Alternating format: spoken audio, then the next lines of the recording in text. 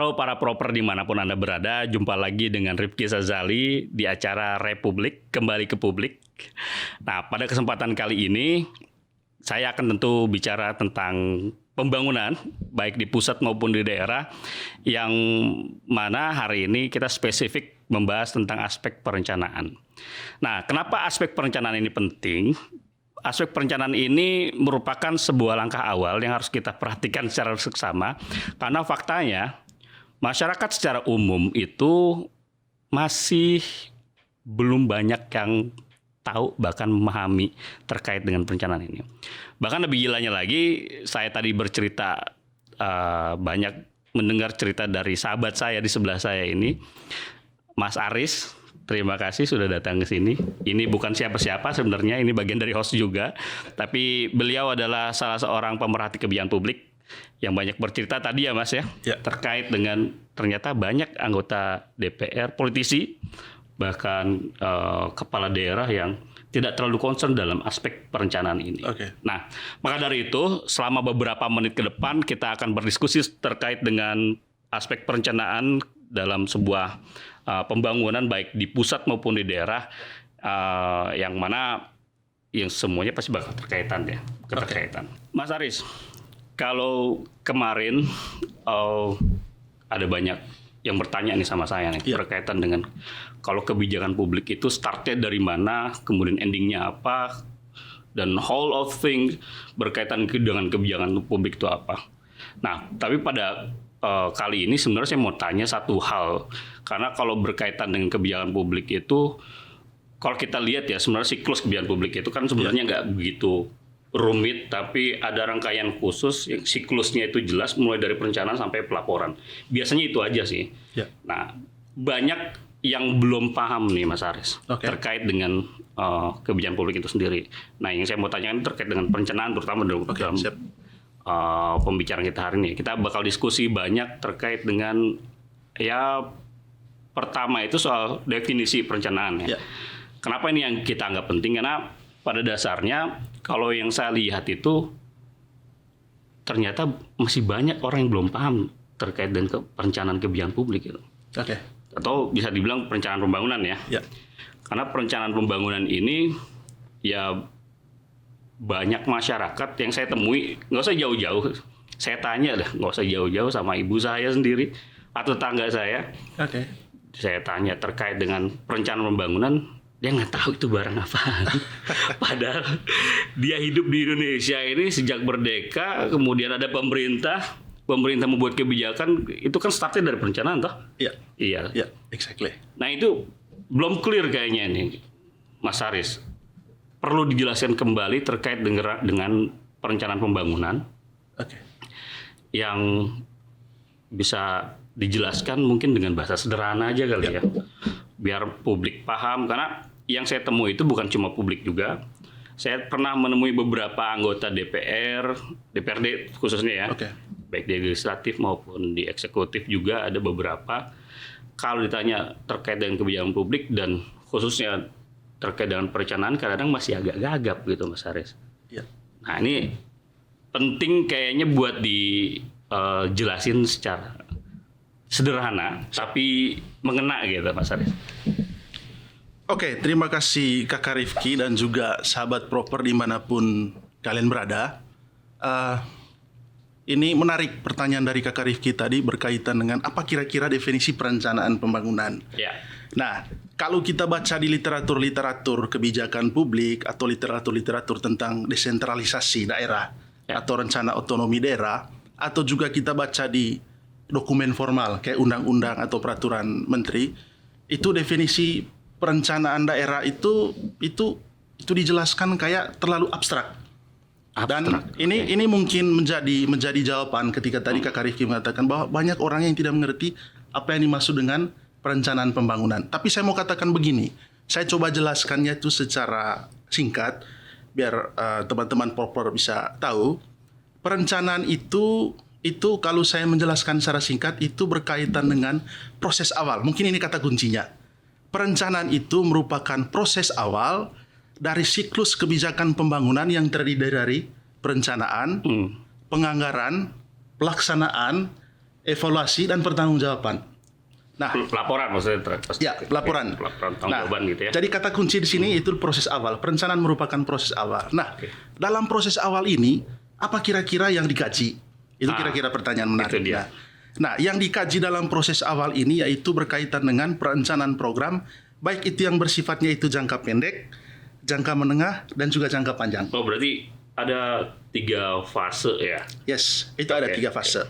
Nah, pertanyaan selanjutnya, kira-kira dari program ini, baik dari jangka pendek maupun sampai jangka panjang, itu programnya itu kira-kira itu sumbernya itu dari mana? Nah, kalau dalam politik pembangunan daerah, biasanya itu program perencanaan itu bersumber dari beberapa hal. Yang pertama, dari dokumen kebijakan publik. Itu nanti kita akan jelaskan. Itu dari dokumen kebijakan publik. Yang berikut itu dari visi misi kepala daerah terpilih atau presiden terpilih. Oh, jadi janji politiknya dituangkan di janji-janji politik itu dituangkan dalam rencana awal ketika para bupati atau dalam siklus tahun anggaran, tahun anggaran perencanaan. Nah, ada 2 hal yang harus kita bedakan di sini, Kakak Rifki.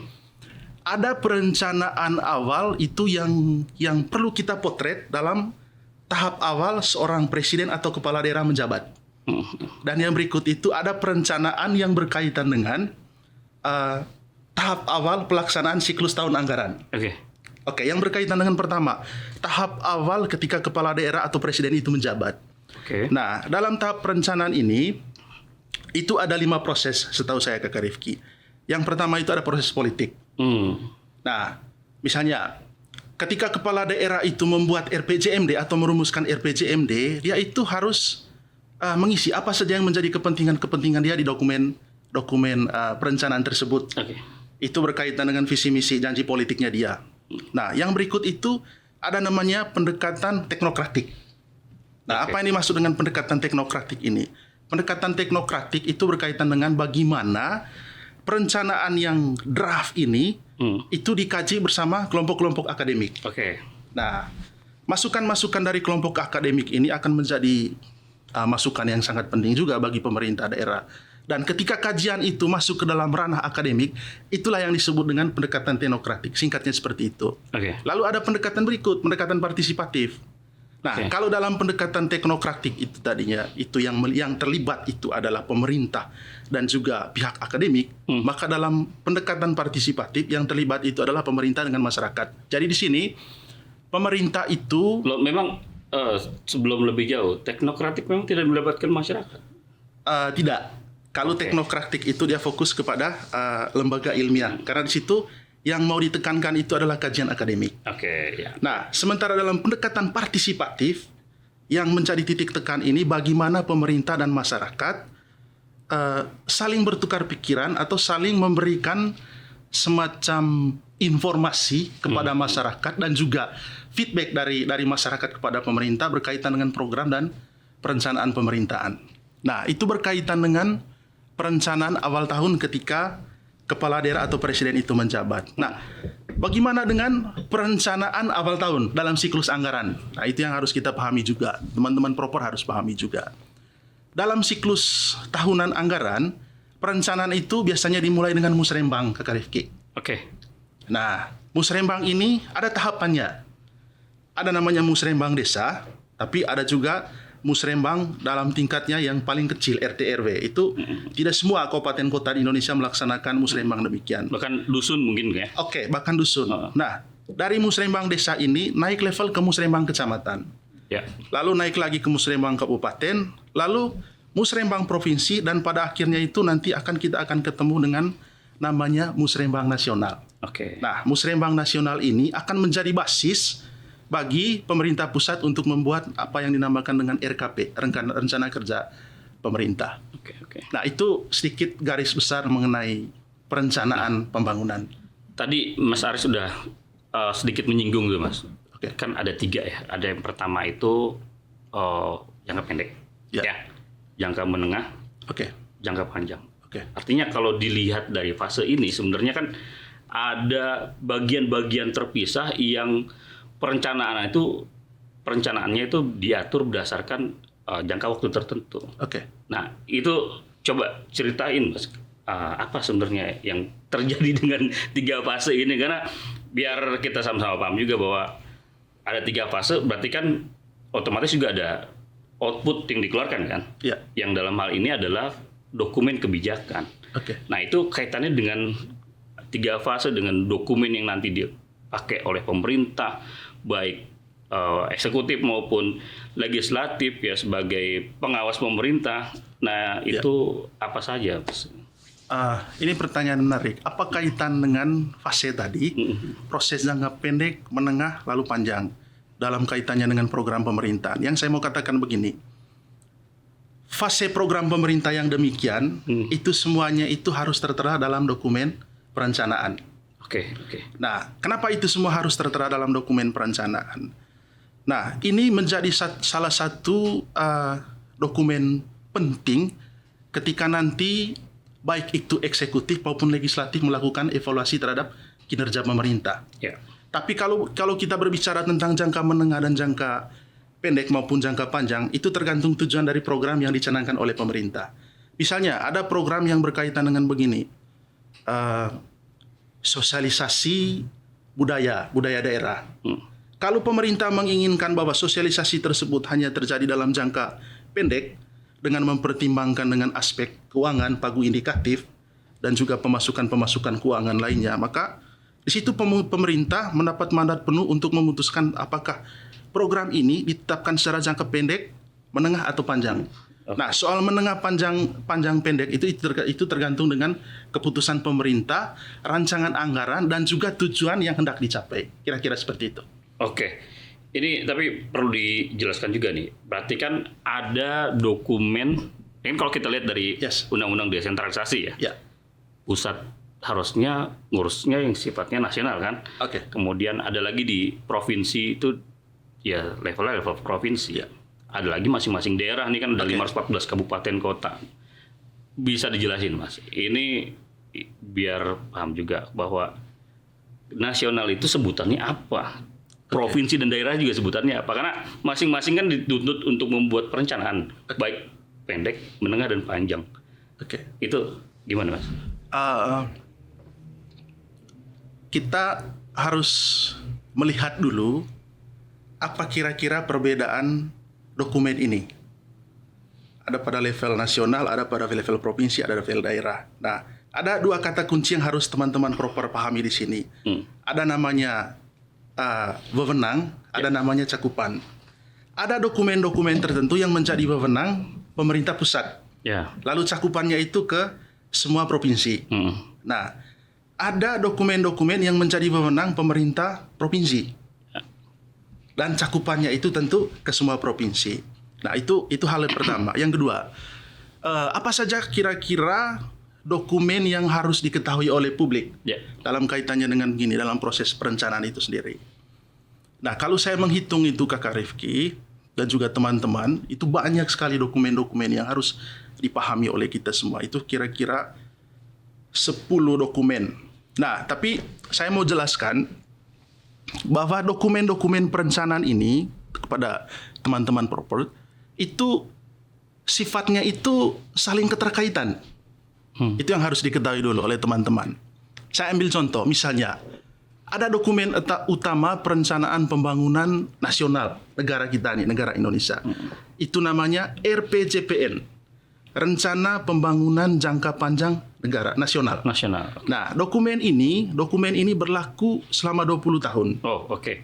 Berlaku selama 20 tahun. Dan kalau kita lihat dengan RPJPN yang terbaru, itu nanti akan berlaku sampai tahun 2025, Kakak Rifki. Nah, kalau saya baca informasi dari Kementerian Bappenas sendiri itu telah menyusun RPJPN dari tahun 2025 sampai 20 tahun ke depan. Berarti RPJPN ini kalau dulu kan ada GBHN. Apa kaitan dari GBHN dan RPJPN? GBHN ini garis-garis besar haluan negara. Sepertinya kayak hampir sama ya. Saya kurang karena umurnya 20 tahun juga kan. Tapi yang paling penting yang mau dilihat di situ entah KGBHN maupun RPJPN itu merupakan dokumen pedoman perencanaan pembangunan nasional. Selama 20 tahun ke depan. Yes, gitu kan? selama 20 tahun ke depan. Lalu pertanyaannya, apa kira-kira turunan dari RPJPN ini sendiri? Turunan dari RPJPN ini sendiri itu ada namanya RPJMN. Rencana Pembangunan Jangka Menengah Nasional. Jadi, setiap presiden terpilih pada awal masa jabatannya dia itu harus menyusun RPJPN-nya, Rencana Pembangunan Jangka Menengah Nasional. Oke. Kalau itu pada misalnya awal. kayak Jokowi ini kan ada jilid 1 nawacita, jilid 2 ya. Yes. Ya, itu RPJMN. RPJMN. Jadi Pak Jokowi itu ketika pada tahun 2014 dan 2019 dia sudah menyusun 2 rencana pembangunan jangka menengah nasionalnya. Jadi kalau kita lihat apa kira-kira isu yang mau ditekankan oleh Jokowi dalam masa pemerintahannya ke depan, itu kita bisa lihat di rencana pembangunan jangka menengah nasional itu sendiri. Kayak ada rencana pembangunan berkaitan dengan isu infrastruktur, isu ekonomi, lalu isu pembangunan dalam kaitan dengan IKN itu sendiri. Itu semua tertera dalam rencana pembangunan jangka menengah nasional. Nah, turunan dari rencana pembangunan jangka menengah nasional ini pada level kementerian ada namanya Renstra, Kakak Rifki.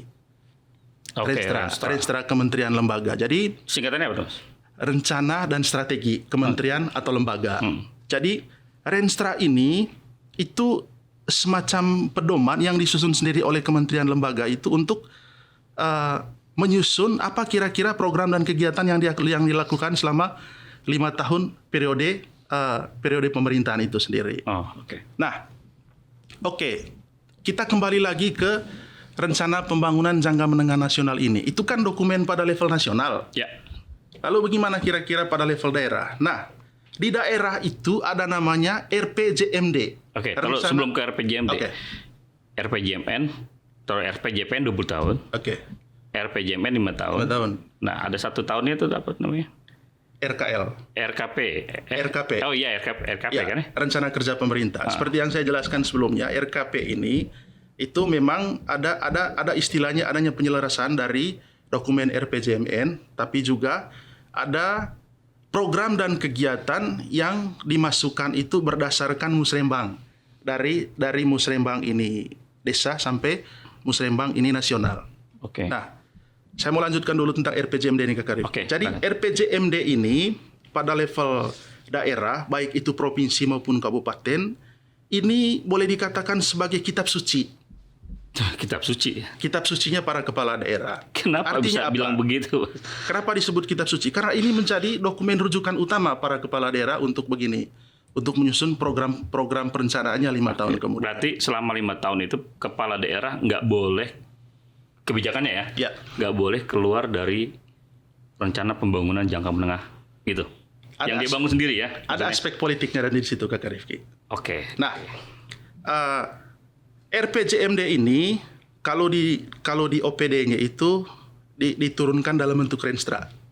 Jadi kalau di tingkat nasional RPJMN ini OPD itu dinas ya, Mas. Dinas. Itu ada Renstra, kementerian atau lembaga. Nah, pada level daerah itu ada namanya Renstra OPD. Jadi setiap OPD pada awal masa pemerintahan itu diminta untuk menyusun Renstra. Renstra selama 5 tahun ini. Nah, di bawah Renstra itu sendiri, di bawah RPJMD itu sendiri ada namanya RKPD. Rencana Kerja Pemerintah Daerah. Itu yang sifatnya tahunan.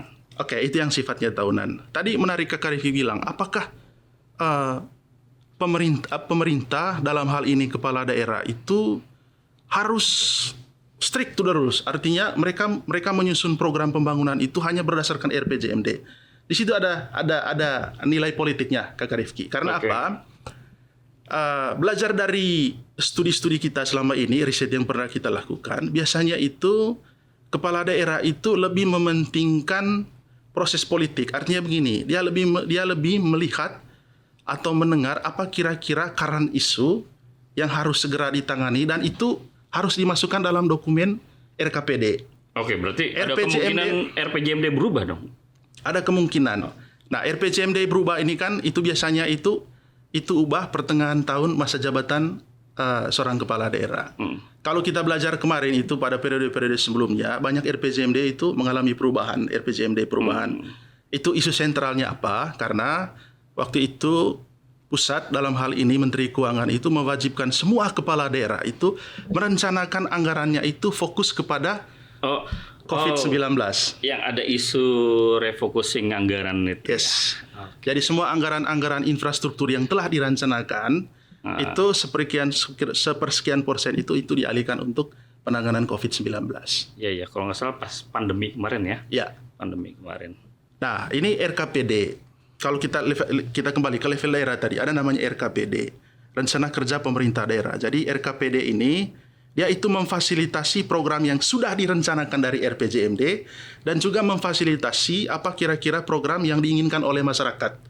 Yang tadi itu datangnya itu melalui musrembang dan datangnya itu melalui reses yang dilakukan oleh anggota legislatif. Anggota DPR ya. Nah, RKPD ini kemudian diturunkan dalam bentuk KUA PPAS, RAPBD dan APBD itu seterusnya. Oke. Itu siklus secara umumnya itu Kakak Rifki. Mas Aris kan kalau dilihat dari pengalaman ya, pernah mendampingi kepala daerah, kemudian anggota legislatif baik di tingkat provinsi maupun di tingkat kabupaten kota. Saya mau minta Mas Aris buat bercerita terkait dengan pengalaman sih sebenarnya, Mas. Ada nggak sih hal menarik atau mungkin bisa jadi masalah kali ya, yang sering ditemui dalam proses pengambilan kebijakan terkait dengan aspek perencanaan ini, dan bisa jadi di dokumen itu sendiri yang bisa jadi bermasalah. Nah, pernah nggak nemuin kayak gitu, Mas? Terima kasih Kakak Rifki dan sahabat-sahabat proper semua. Saya mau katakan begini, konstitusi kita itu sudah mengamanatkan kepada pemerintah pusat dan pemerintah daerah itu harus membuat perencanaan yang terdokumentasi dalam dokumen-dokumen perencanaan yang seperti saya sebutkan sebelumnya. Nah, tapi sangat disayangkan Kakak Rifki, ini hasil temuan kita itu ada problem atau masalah dalam dokumen RPJMD. Yang saya mau katakan di awal begini, kesimpulan kami, banyak pemerintah daerah kita itu, baik provinsi maupun kabupaten kota itu, tidak terlalu serius menyusun dokumen RPJMD ini. Apa yang menyebabkan Mas Aris tidak terus? Ini sangat kita sayangkan. Jadi kami menemukan 3 alasan, Kakak Rifki. Ini bisa menjadi semacam permasalahan utama dokumen RPJMD sendiri yang kita sebut sebagai kitab sucinya kepala daerah itu. Yang pertama itu berkaitan dengan substansi. Nah, kita itu melihat bahwa banyak dokumen-dokumen RPJMD itu yang boleh dikatakan sedikit sepertinya copy paste dari dokumen-dokumen sebelumnya. Dari dokumen-dokumen periode sebelumnya. Itu yang kita lihat. Dan yang berikut itu berkaitan dengan permasalahan garis logis atau keterhubungan antara bab dalam dokumen itu sendiri. Jadi dalam dokumen RPJMD itu sendiri itu kan ada 9 bab. Nah, kalau kita mau menganalisis dokumen RPJMD itu kita cukup menganalisis bab 4 yang berkaitan dengan permasalahan dan isu strategis, bab 5 berkaitan dengan visi misi, tujuan, sasaran, bab 6 itu berkaitan dengan arah kebijakan. Nah, kita melihat di situ tidak adanya sinkronisasi antara permasalahan dan juga ini arah kebijakan atau tujuan atau sasaran. Yang saya mau jelaskan begini, Kakak Rifki. Misalnya begini, ada kabupaten melihat bahwa salah satu permasalahan yang sering terjadi di kabupaten tersebut itu masalah lingkungan. Tetapi di isu strategis dia tidak melihat masalah lingkungan ini menjadi satu isu strategis yang krusial yang harus dia turunkan dalam bentuk program yang harus dijalankan dalam beberapa periode pemerintahan atau yang harus dijalankan dalam periode jangka panjang, jangka pendek atau menengah. Nah, itu tidak ada konsistensi. Nah, idealnya bahwa kalau pemerintah itu serius menyusun dokumen perencanaan, harus adanya konsistensi antara permasalahan, isu strategis, visi misi dan juga arah kebijakan itu sendiri. Oke. Nah, banyak kami menemukan tidak adanya hubungan logis antara ini nih, antara permasalahan sampai arah kebijakan pemerintah itu sendiri. Yang sering dilihat apa tuh? Kok ini kan artinya Oke. antara masalah, Oke. ya kan? Ini ada masalah. nih. Oke. Kemudian bagaimana respon pemerintah? Ini ada di isu strategis toh. Oke. Oke. Oke. Lalu ada visi misi dan program. Taruhlah program di program prioritas. Oke. Berarti ini nggak nyambung nih. Nggak nyambung. Oh my god. Tidak ada sinkronisasi antara permasalahan dan juga arah kebijakan itu sendiri. Ya artinya Karena- kalau gini, Mas, kalau ini dijadikan kitab suci dan ini nggak nyambung, berarti kan ya udah kebaca. Nah, arti ada permasalahan dalam. Iya, artinya bisa kebayang kan bahwa ada masalah yang nggak dijawab sama pemerintah daerahnya. Jadi nggak heran kalau misalnya para proper nemuin di daerahnya ada banyak masalah yang nggak dijawab gitu ya. Oke. Atau nggak terjawab oleh pemerintah. Ya. Gitu ya. Ya, kira-kira seperti itu. Karena begini, pemerintah itu tidak secara serius memasukkan permasalahan-permasalahan atau isu strategis dalam dokumen itu sendiri. Oke. Jadi yang saya mau katakan bahwa pemerintah daerah itu tidak melihat ini sebagai sesuatu yang penting dirumuskan dalam dokumen Oke, perencanaan, lalu dirujuk dalam dokumen-dokumen selanjutnya kayak RKPD, KUPPS dan turunannya. Nah, itu yang kedua, Kakak Rifki. Yang ketiga yang kami temukan sebagai sebuah permasalahannya itu, kami melihat dalam bab 7 itu Bab berkaitan 7 soal apa dengan itu? kerangka pendanaan daerah. Oke. Nah, Berarti ada pagu indikatif Ya. gitu ya. Kami melihat di situ pemerintah itu sepertinya itu 70% lebih fokus menganggarkan program dan keuangan daerah itu ke kegiatan-kegiatan yang sifatnya itu tidak bersentuhan langsung dengan aspek kesejahteraan masyarakat. Misalnya. Itu sekitar 70%. Misalnya. 20% itu 30% itu baru program-program atau anggaran yang berkaitan yang menyasar langsung kebutuhan masyarakat. Contoh yang paling besar. Oke. Yang paling besar. Kegiatan yang berkaitan dengan begini, pelatihan. Banyak ini teman-teman pemerintah daerah itu melakukan pelatihan apa segala macam dan banyak anggaran-anggaran infrastruktur yang kalau kita telusuri lebih jauh, ya bisa saja ada masalah juga di situ. Tapi yang saya mau katakan, kalau masyarakat selama ini mereka menyaksikan pemerintah itu tidak terlalu memperhatikan kesejahteraan masyarakat. Kita bisa analisis dari aspek ini sejak Kak Rifki. Oh, tapi kan Kerangka pendanaan daerah. begini Mas Aris, kalau pemerintah daerah itu diberikan atau pemerintah daerah memberikan ASN yang ada di dalam Oke. satu kabupaten misalnya gitu, Oke. kemudian mereka mumpuni, itu kan bukan yang bisa membantu masyarakat juga toh. Itu satu hal Kak Rifki. Aspek apa pelayanan publik kah atau apa? Ya. Tapi yang mau saya tekankan di sini, bagaimana kita melihat itu kerangka pendanaan daerah dari prinsip aksesibel dan non aksesibel. Oh, apalagi itu, Mas? Artinya begini, mana kira-kira program dan kegiatan yang bisa diakses langsung oleh masyarakat dan mana kira-kira program dan kegiatan yang tidak bisa diakses langsung oleh masyarakat. Oke. Nah, dalam analisis kita di dokumen RPJMD itu banyak kita temukan bahwa program-program, kegiatan dan penganggaran itu sendiri sekitar 70% itu digunakan untuk dana-dana non aksesibel yang tidak bisa diakses oleh masyarakat. Sementara sekitar 30% itu dana-dana atau program kegiatan yang bisa diakses langsung untuk masyarakat, ya dalam hal ini untuk kepentingan untuk ini memperbaiki kesejahteraan masyarakat. Oke. Saya berpikir itu problem karena menurut saya begini, harus ada balance atau keseimbangan. Program kegiatan anggaran itu pemerintah daerah yang disusun itu harus balance. Ada program dan kegiatan yang fokus untuk pembangunan atau infrastruktur, tapi ada juga program dan kegiatan yang bisa menyasar langsung apa yang menjadi kebutuhan masyarakat. Dan itu bagian dari pembangunan juga. Itu bagian dari pembangunan juga. Oke. Nah, itu 3 hal yang saya temukan dari RPJMD yang menurut saya itu menjadi permasalahan yang boleh saya katakan pemerintah daerah sendiri ada yang tidak terlalu melihat hal ini secara lebih jauh. Dan sebagai masyarakat, saya berpikir sebagai masyarakat, kita harus melek terhadap hal-hal seperti ini, terhadap perencanaan pembangunan daerah, secara khusus dokumen-dokumen perencanaan daerah. Oke, berarti kalau Mas Aris tadi bilang bahwa pembangunan yang disasar oleh pemerintah atau dialog dalam hal ini adalah anggaran ya. Oke. Anggarannya adalah 70% itu lebih ke kebutuhan yang aksesibel. Ya. Gitu. Oke. Belum lagi ini kan baru pengalokasian ya. Ya. Belum lagi kita lihat ini apakah yang 30% ini sudah tepat sasaran atau belum kan? Atau contoh kayak pernyataan Ibu Sri Mulyani itu ke Rifki. Dana stunting yang seharusnya bisa diakses oleh masyarakat tapi ada dibangun digunakan buat untuk pagar. Ini problem pemerintah kita. Ya, ini kan berarti ada yang salah. Ini ada kaitan juga pasti dengan mungkin di perencanaan buat stuntingnya. Pada saat pelaksanaan buat yang lain berarti kan perencanaannya mungkin udah benar, pelaksanaan yang bermasalah. Nah, tapi kan kita belum ke sana ya.